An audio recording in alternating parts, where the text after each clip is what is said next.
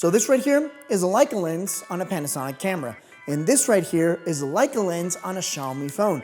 And in a lot of ways, this is way better than this camera right here. This is the newest flagship by Xiaomi called the 17 Ultra.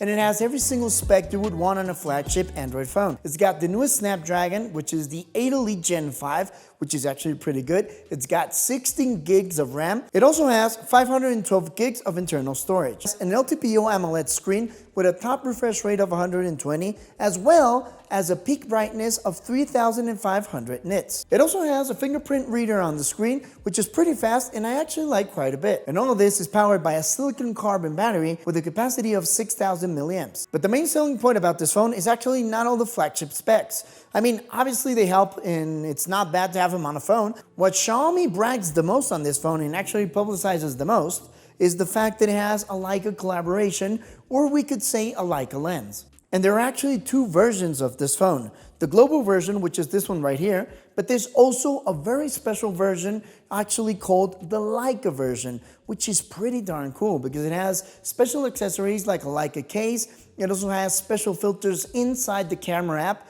with Leica collaboration on them and actually look and feel like from a Leica lens. But the biggest deal on the Leica version is actually the focus ring on the camera itself. You can use it to focus or use the zoom on the phone. And unfortunately, it's not available on the global version. So this is just a regular phone with a look and feel like a regular camera. But that doesn't actually mean it doesn't share the same sensor or the same camera than the Leica version. You have a main 50 megapixel sensor. It also has a 200 megapixel periscope lens, which we're going to talk about in a few seconds, as well as an ultra wide sensor with 50 megapixels as well. And I've been using this phone for about a month now. I actually got it before it launched from Xiaomi. They told me test it and you can say anything you want about it, no strings attached, which is something I always like, and it's the only way I work with brands on this channel. And my experience with this phone has actually been pretty good. It has the newest version of the Xiaomi OS called HyperOS, which in the past has gotten a lot of heat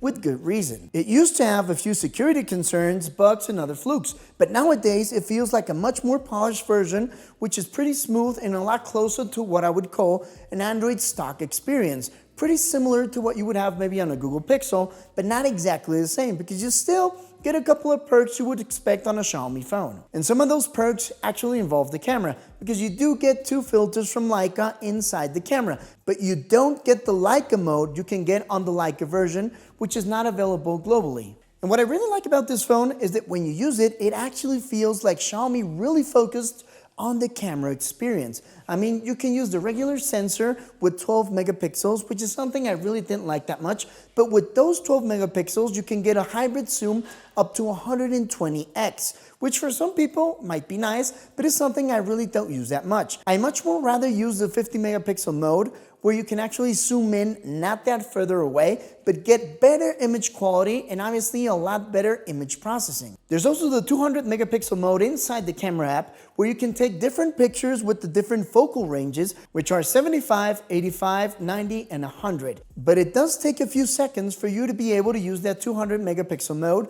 while it processes the image. So the pictures on this phone are amazing, but what really surprised me the most is video. And I'm not talking about video quality because yes, it can record in 4K 30 up to 120. It can also record 8K 30, which is absurd to me. I've said it quite a few times.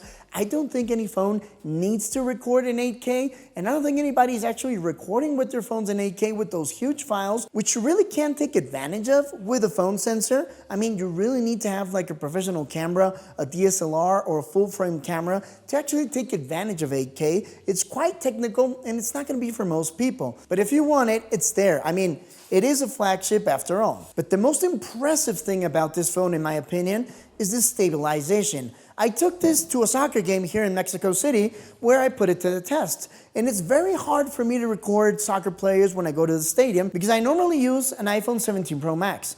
And with an iPhone 17 Pro Max, the image does quite well, except when you start going above 35x. That's where the stabilization starts going insanely hard to use, and you also lose a lot of image quality. But with this phone and that periscope it has on it, the stabilization is amazing. I could follow the soccer players without any issues. I could follow the soccer ball also without any problem. And there is something you need to know. It is using AI for this mode and also the pictures. But I really like that the AI is not that strong on this phone. I mean, you can tell some images and some video is being supported or processed by AI, but it's not that aggressive compared to other companies or other phones I've tried this year. So the picture and video experience on this phone doesn't disappoint in my opinion. But although I just told you a lot of good things about this phone, it is a tough sell.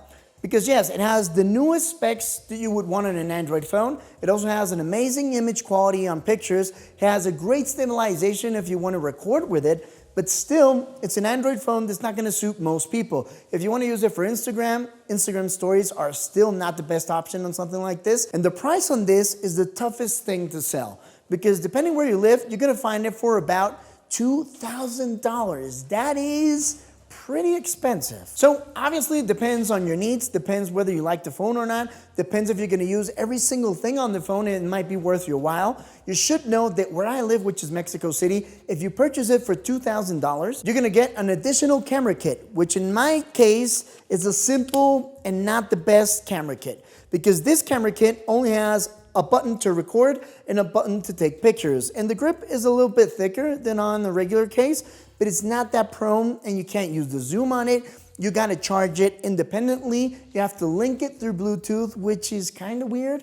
But if you get the Pro camera kit, which you might get it depending on the region where you live, just for the price you're paying for the phone, the experience is way better. That Pro camera kit does have a proper zoom lever on it. It does feel a lot thicker to the grip, so you can actually hold it a little bit more comfortable, and it feels a lot more worth it. But for this single, simple camera kit, I don't think $2,000 is actually worth it. But you drop a comment below. Would you purchase this new Xiaomi 17 Ultra for $2,000? So the screen on this phone is also pretty premium. It's an LTPO AMOLED display, and it has up to 120 Hz of a refresh rate in case you want to play with it or edit some kind of content on it. So it works pretty flawlessly. Also, the brightness is pretty good. It's up to 3,500 nits, which means in broad daylight, you should be able to see it without any issues. Unless you're in some place like in the middle of the desert with the glazing light and also bouncing off the dunes of sand, you should not have any problem whatsoever. And not only do you get this Leica camera, which is amazing, as well as the premium flagship specs you would want on an Android phone, you also get these additional little sprinkles of premium quality from Xiaomi. For example, the IP rating. You get IP68, IP66, and IP69. Which means you can do everything every other phone that's submergible can do, up to 1 meter, 30 minutes without any issues, but also you can go up to 6 meters for up to 30 minutes as well. It's also protected against high pressure water and high temperature water thanks to the IP69 rating. So it's a little bit more durable than most flagship phones. In case you drop it in the water, you drop it into mud, or maybe even a huge storm goes over you, because that's precisely what IP69 would actually protect you against. And also, while you're here, don't forget to subscribe, drop a like, it always helps us out quite a bit, and maybe check out this video over here, which I think you might like as well.